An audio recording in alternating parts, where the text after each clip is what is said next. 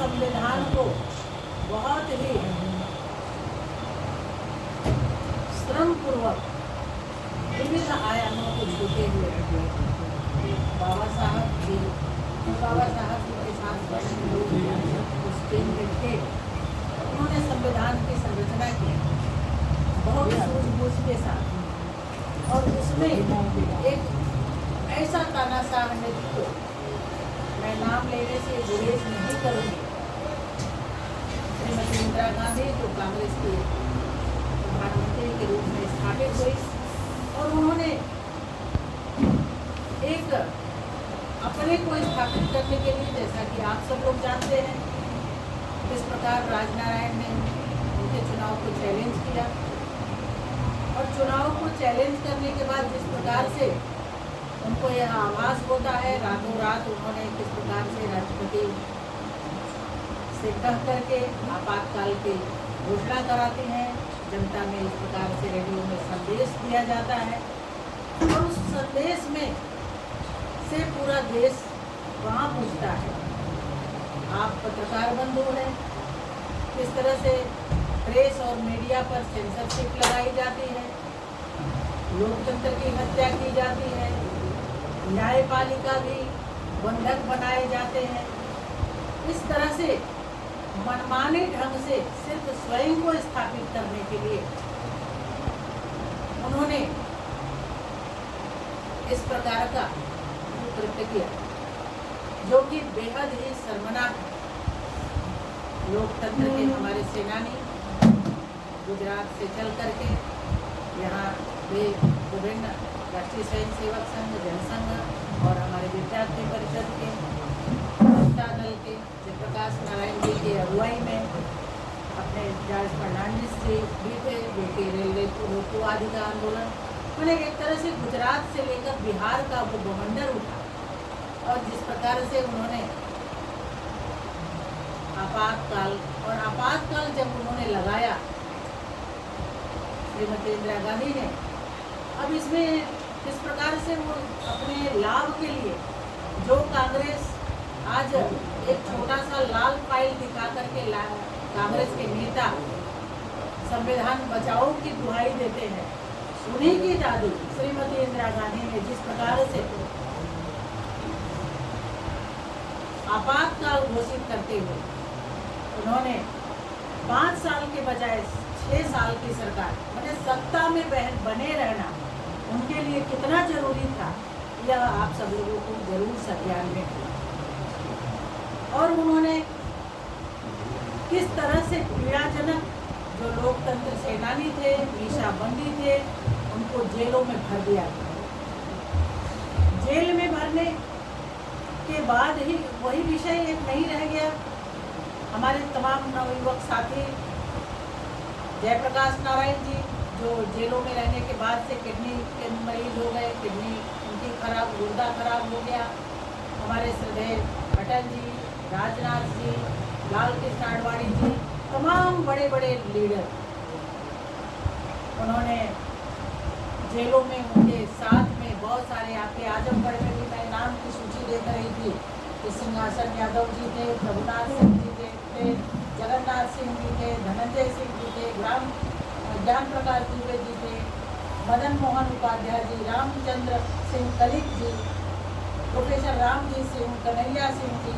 केशव जी, ये सब कुछ पर्दे के पीछे रहे, कुछ जेलों में बंद कर दिए गए, कमला कांत सिंह जी, शिव प्रसाद जायसवाल जी, इसी तरह से विजय कुमार श्रीवास्तव जी, बहुत सारे ऐसे बहुत सारे नाम आपके आजमगढ़। गांव से लड़कों को उठा लिया जाता था, जो भी कोई किसी प्रकार से साइक्लोपीडिया जो होता है मशीन के द्वारा, जो क्या बोलते हैं, लेख मशीन क्या बोलते हैं, उस मशीन के द्वारा जो पत्रक छपवाए जाते हैं, गांव उस पत्रक से जो प्रचार करता हुआ भी युवा मिलता था, उसको भी पकड़ करके जेलों में बंद कर दिया जाता था, और यहाँ तक कि लाखों लोगों को नसबंदियाँ कराई गई। कोई सहज बात नहीं है, ये एक तानाशाही प्रवृत्ति का द्योतक था। आपातकाल तुर्कमान रोड पर किस प्रकार से गरीबों की गरीबी की बात करने वाली कांग्रेस, किस प्रकार से गोलियों से भून दिया गया, अपने आवास की बात उन गरीबों को गोलियों से भून दिया गया। इसको कहाँ भला कोई भूल सकता है। आपातकाल को हम इसलिए स्मरण करते हैं, इतिहास को कभी भूलना नहीं चाहिए, क्योंकि इतिहास जब जब हम भूलते हैं तब तब देश में अस्थिरता पैदा होती है। तो हम याद करते हैं, एक तो नमन करते हैं अपने निशाबंदियों को, अपने लोकतंत्र सेनानियों को प्रणाम करते हैं, उनको सम्मान देने का काम करते हैं, और उसके साथ में यह लोकतंत्र बना रहे, बचा रहे, क्योंकि संविधान ही सर्वस्व है। इस तरह से इंदिरा जी ने जिस प्रकार से आज़ादी के बाद से न्यायपालिका को खता बताते हुए, चाहे मध्य प्रदेश का जबलपुर का मामला हो जो एडीएम के साथ और शिवानंद शुक्ला के साथ हुआ था, चाहे केशवानंद भारती का मामला आप ले लीजिए, किस प्रकार से न्यायपालिका को और विभिन्न जो जज रहे हैं, जिन्होंने निर्णय दिया, कुछ बोलने का साहस किया, चाहे खन्ना जी रहे हो, सभी को धता बताते हुए उन्होंने किस तरह से स्थापित किया, रेल को स्थापित किया। तो उन्होंने अपने स्वार्थ के लिए, इंदिरा ने अपने स्वार्थ के लिए, अपने सत्ता सुख के लिए, अपने पुत्र संजय गांधी जी के दिशा निर्देश पर स्वयं के महत्वाकांक्षा को पूर्ण करने के लिए उन्होंने देश की जनता को, अपने युवा पीढ़ी को, छात्र गांव-गांव हर बहुत सारे छात्रों से हमारी बात होती है। मेरा एक बार ऐसा अवसर आया था कि मैं कमल पुष्प करके रचना कर रही थी, अपने जो भी लोकतंत्र सेनानियों का जो कथा है, उस कथा में आता है कि गांव-गांव में ऐसे लोग थे जो जेलों में गए, उनके माता मर गई, उनके पिता मर गए, उनको आने तक को, देखने तक का, अंतिम दर्शन का मौका नहीं मिला। किसी का पुत्र मर गया, किसी का दामाद मर गया, उनके स्वयं के नाखून उखाड़ लिए गए, किस तरह से उनको मारा गया, पीटा गया, उनके आंखों में डर का लाइट जला करके उनको प्रताड़ित किया गया। महिलाओं के साथ भी दुर्व्यवहार किया गया, बहुत सारी महिलाएं हैं, उनके साथ भी जेलों में ठूस करके भर के, उनके साथ भी जो पुलिसिया तांडव किया गया, कराया गया सरकार के द्वारा। यह निश्चित रूप से इंदिरा का तानाशाही रवैया और कांग्रेस का तानाशाही रवैया बताता है, और ये वही कांग्रेस है जो आज संविधान बचाओ की बात है। तो हम सब लोग आज यहाँ पर आए हैं और आपातकाल के विषय में सभी लोगों से चर्चा भी करेंगे। आप लोग भी आए हुए हैं, निश्चित रूप से विभिन्न विषय है, इसमें तो सबसे बड़ा विषय तो आप ही लोगों का है। आज भी जहाँ कांग्रेस का शासन है, वहाँ पर इस तरह से कोई बोल नहीं सकता है, कोई प्रश्न पूछ नहीं सकता है, उन पर भी बहुत सारे प्रतिबंध लगाए जाते हैं। तो यह भी आप सब लोगों को संज्ञान में होगा। तो कांग्रेस जिस प्रकार से और आज विभिन्न मुद्दों से कुछ भी कहने के लिए, अभिव्यक्ति की आज़ादी का करके विभिन्न सोशल मीडिया प्लेटफार्मों के माध्यम से, समाचारों के माध्यम से वो कुछ भी कहने से गुरेज नहीं करती है, वो संविधान के खिलाफ भी बोलती है। संविधान के आज अगर हमारा नवयुवक या कोई भी जो है कुछ कहने का कोशिश करता है तो कांग्रेस शासित राज्यों में उठा लिया जाता है, उनको जेलों में भर दिया जाता है।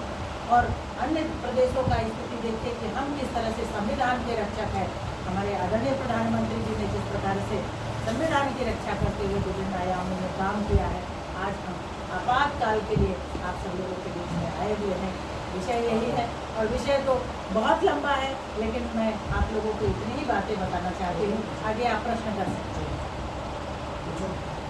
आप आपातकाल कांग्रेस ने बदलाव किया, उसने कहा कि अगर समय आपातकाल नहीं लगता तो देश टूट के कई भागों में विभाजित होगा। इसको देखिए, कांग्रेस के पास अपने कृत्यों को करने का कोई जस्टिफिकेशन नहीं है। देश को बचाने का यह स्थान नहीं होता है। हमारी न्यायपालिका थी, न्यायपालिका को ओवरलेप करने के नहीं बात है। हमारी कार्यपालिका थी, हमारी विधायिका थी। क्या मैं कांग्रेस के नेतृत्व से पूछना चाहती हूँ कि क्या उस समय श्रीमती इंदिरा ने सदन में चर्चा करने का कोशिश किया कि आपातकाल लगाने जा रही हूँ? ऐसी चर्चा का कोई विषय नहीं आया। तो क्या उससे भी ऊपर उठ करके उनका संविधान चलता है क्या?